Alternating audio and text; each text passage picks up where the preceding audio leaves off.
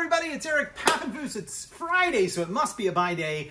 And today, Amanda, we are going to talk about the great Edward Gibbon and the creation of the first ever card catalog. Whoa. Have you ever used a card catalog, Amanda? I did back in elementary school. Back in the days. All right, well, we'll get to that in just a minute because I want to start with an appetizer, so to speak. Oh. Two fun signed music books, or at least books I thought were signed when I bought them this past week at library sales in New Jersey and Pennsylvania. Now, we'll start with the one that is a facsimile. It is the Willie Nelson book. Willie just celebrated his 90th birthday this past weekend. And when you open it up, I got really excited and look inside. I thought, oh, we had a doodle. We had a great thing. But unfortunately, if you zoom in, you can see that it is facsimile. I was fooled. And apparently, so are a lot of sellers on eBay because they're selling this exact same book as signed by Willie Nelson online. So that was a disappointment. But to make up for it, we went to a sale in New Jersey that was the most expensive admission we've ever been to for a library sale. $65. Wow. So we had to find something good. And look what I found. It is the Man in Black himself. And it is, in fact, a signed copy of Johnny Cash.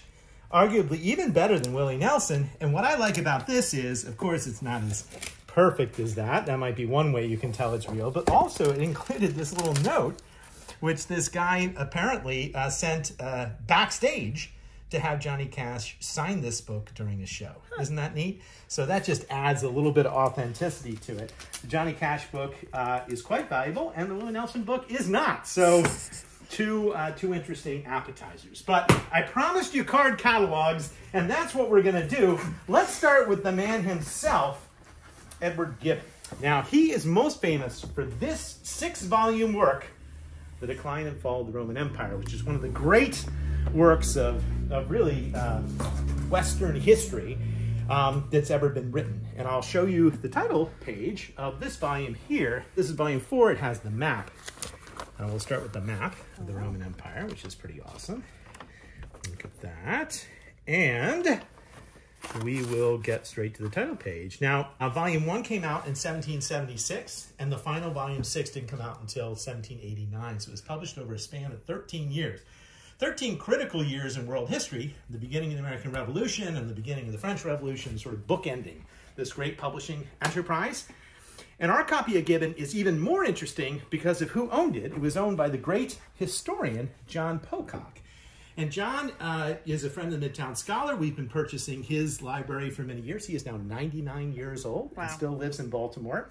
And John is famous because he wrote a book called The Machiavellian Moment. This is his copy. And the Machiavellian Moment is that moment in time in which a great nation realizes that maybe due to the decline of virtue, it is on the cusp of collapse.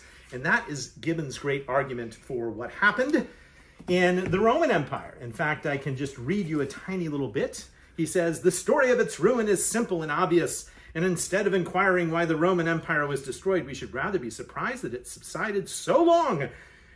And the Roman world was eventually overwhelmed by a deluge of barbarians due to the decline of virtue." Now, Pocock wrote about the decline of virtue. This is something that was very important to our own American Revolution and small r republicanism. And it was one of the things which inspired revolutionary leaders to think that we could actually defeat the great British Empire because the Roman Empire had also declined due to a lack of virtue. And if you read Bernard Bailyn or others on the ideological origins of the American Revolution, it's all about Republican virtue.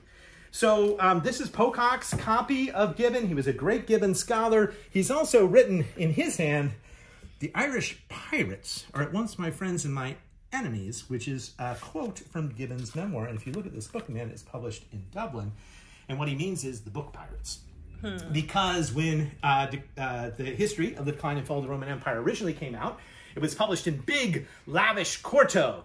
And that was a little too expensive for most everyone. And the Irish book pirates, published it here in octavo. So this is the first Irish octavo edition, slightly smaller, more economical, and it's what really gained steam for the book. And it spread throughout the country. Now, we talked about a card catalog. You said you used one. Well, in the old days, every library all had, the first floor of libraries were all filled with card catalogs. And I know my younger viewers probably have never used one, but guess who invented the card catalog? It was Edward Gibbon, because he was such a scholar and amassed one of the great research libraries, eventually getting up to like 6,000 books, that he needed a means of keeping track. And he devised a system whereby he took French playing cards, and this is just a blown up example of one, because they were blank on the back. And on the back of each playing card, he would write the information about each one of his books. So he would say the author and the title and the size. There's quarto, as well as other information about the book. And the advantage of cards, of course, is that you could sort them and you could add to them. And it's much easier than trying to keep track of 6,000 books and constantly adding things on a list. Eventually, the French Republic, after the French Revolution, adopts this system, and their earliest card catalogs are also on the back of playing cards. So when you think of card catalogs, they actually started on playing cards in the library of Edward Gibbon. Now, he had 6,000 books. He loved his library, and all of this is leading up to the most exciting book that we found this past week, Amanda, and it was, in fact, a book that supposedly, purportedly, came from the library of Edward Gibbon. So let's open up this book. First thing I noticed was this little bit of a book plate. Not very grand. You'd think maybe it would be grander for Edward Gibbon. And then we see some references to it having been purchased in Switzerland in 1850. And so originally I didn't think, oh, this probably was just a different Gibbon. Now this is the last book that Tony bound for me. You can see the spine. He rebacked the spine. He put on a very appropriate spine label. And let's get to the title page of this book so you can see it. And it is, in fact, the collected works of Homer. It includes the Iliad, the Odyssey, and all the rest of Homer from 1606, a really early folio printing of Homer. Now, if this were truly Gibbon's copy, this would be amazing, because this would be a copy that inspired him to write about the great classical world. I mean, what better book would there be than Gibbon's version of Homer? So I ordered a book online that I found called The Library of Edward Gibbon, and it is based on the card catalog that I mentioned. And in this book, it reproduces a whole number of different things, but the bottom line is our book is in it, right here. This is the modern version, but there's our book, Homer, from 1606, and this indicates that this LN indicates that it was in his card catalog. And there it is. Also, what's interesting is it reproduces the book plates that Gibbon used during his life. Now, when he became more famous, Gibbon designed a fancy crest, which is appropriate. And so later in his life, this is what he used. But early in his life, this is what he used. Basic. And doesn't that look very similar to what we have there, Amanda? It is. It is, in fact, pretty similar. So a pretty interesting story. Now, one last story on Gibbon's library. When he passed away, he wanted his library to be dispersed to the world. So he sent it to auction. He said he didn't want it to end up in a museum. He wanted scholars to be able to get it. But it ended up, surprisingly, being purchased by a gentleman named William Beckford, who absolutely hated him. Apparently, the story was that Gibbon had insulted him early in his youth. Beckford had a massive fortune. He was able just to buy things. And you know what he did? He bought all the books and he locked them away in that castle in Switzerland and elsewhere for an entire generation.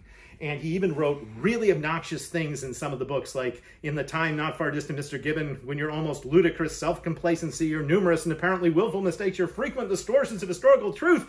Well, that's what he ended up marking in the books. So the fact that it wasn't sold in 1850 is in part because Beckford kept them under lock and key. We're going to end with a funny book today, Amanda. It's inspired by the New York Times, in part because, look, do you remember this from our previous buy day? Giant Brains and Machines That Think? Oh, well, they just profiled it at the New York Book Fair this past week. Our copy sold immediately online, and it got me thinking, older computer books. They're funny, they're redundant. Some have gone the way of the card catalog, including 80 practical time-saving programs for the TRS-80. And yes, Amanda, you may never have seen one of these before, but look, it begins the preface with a floppy disk. The TRS-80 was the best-selling personal computer from about 1979 to 1982. And yes, those of us that used it remember that wonderful, wonderful input, enter, practical and time-saving. Yep. All right, well, thanks for watching. We hope you'll join us next Friday and every Friday for more adventures in the world of books.